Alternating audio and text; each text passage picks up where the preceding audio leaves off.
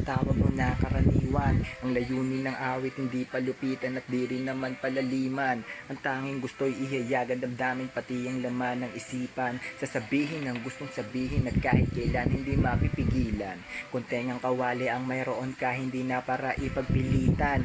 Mahirap pasukin kung makipot at may kakitiran. Hindi naman kasi ito yung awit na alam ng mga karamihan. Tandaan mo na magkaiba ang tinitignan kaysa sa tinititigan. Meron kaming kaunting bunga gusto namin kayo'y aming bahagian. Hindi para pataasin ng aming ihi at ulo nyo'y aming ihian. Sa halip isipin nyo na lang na kami ay isang matalik na kaibigan na siyang tutulong upang mapalawak ang inyong mga kabatiran. Hey! Musika ang aming atid, isa to sa aming mga natutunan. Kung paano magbuo ng isang kantang di mo pa nasisilayan. Ang mga letra pinagdurugtong sa aking kwadro na papel.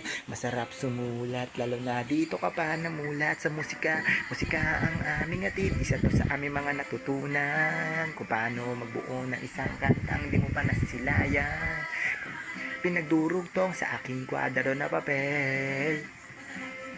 Lalo na dito ka pa namulat. Una sa lahat, paano nga ba nagmula? Paano nga ba natutong tumula? Pero di ko na sasabihin nyo kasi alam ko naman na lahat kayo wala pake. Kasi di naman kami sikat, di rin naman mabigat. Pero sa larangan na ito malabos sumibat. Kahit na mapatig, patuloy na lalakad. Marami mabalakid, balagi mag-iingat. Rapper ka pala, pwede halata. Parinig naman kami ng iyong mga kanta. Ayos lang kahit bilang sa daliri ang tagahanga. Basta't masaya kami pag sumusulat ng talata. Sa paglikan ng awit, hindi magsasawa kahit minsan napapagamalang malakas. Kami naniniwala na kapag nadadapa ang magiging dahilan kung bakit tuluhod ang taa. Pero hindi ito biro, baka iyong akala. Kailangan mo kumilos nang hindi ka awa-awa. Ikaw ay matitibo pero diyan ka mahasa dagat kaysa sa sapa. Dapat sigurado huwag umasa sa bahala. Nasa iyong mga kamay kung babaguhin ang tanda na payo lang naman ito sa iyong sarili magtiwala. Abutin mo siya, huwag lang dungawi sa bintana. Yeah. Tawag mo na karaniwan. Ang layunin ng awit hindi palupitan at di rin naman palaliman.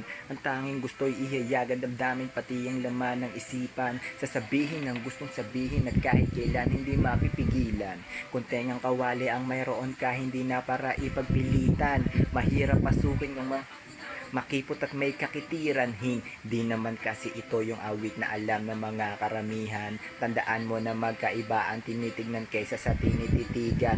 Meron kaming kaunting bunga gusto namin kayo'y aming bahagian. Hindi para pataasin ng aming ihi at ulo nyo'y aming ihian. Sa halip isipin nyo na lang na kami ay isang matalik na kaibigan na siyang tutulong upang mapalawak ang inyong mga kabatiran. Hey!